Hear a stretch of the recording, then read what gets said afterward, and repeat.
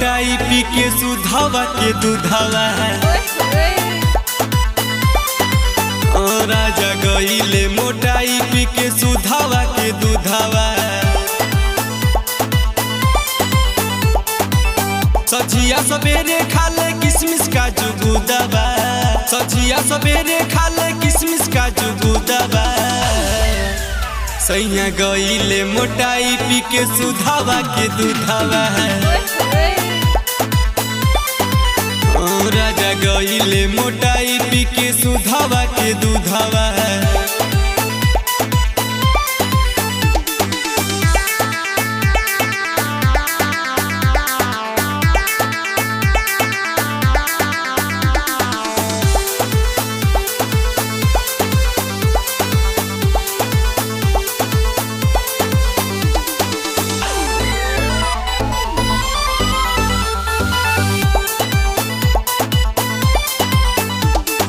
अथवा के उनकर अंगुरिया कदेला बूढ़ा जरूरिया।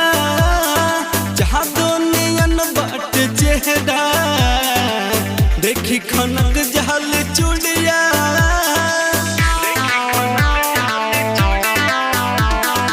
अथवा के उनकर अंगुरिया कदेला बूढ़ा जरूरिया। जहाँ देखी खनक झाल चूड़िया।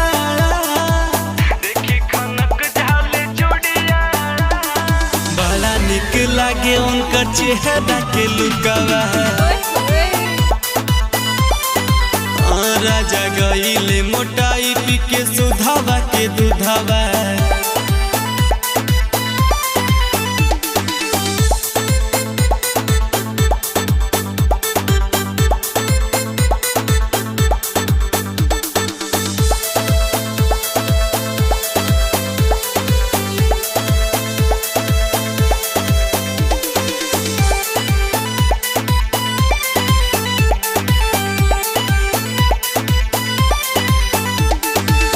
खोलले से जुप सड़िया एही से लड़ जाले गड़िया।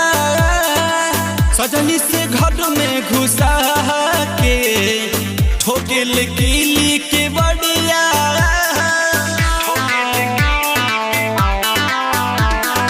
खोलले से जुप सड़िया एही से लड़ जाले गड़िया। सजही से घर में घुसा के ठोकेल कीली के बड़िया। देख पी के आदित्य संजय देवाना तो गलावा है। राजा गईले मोटाई पी के सुधावा के दूधावा है।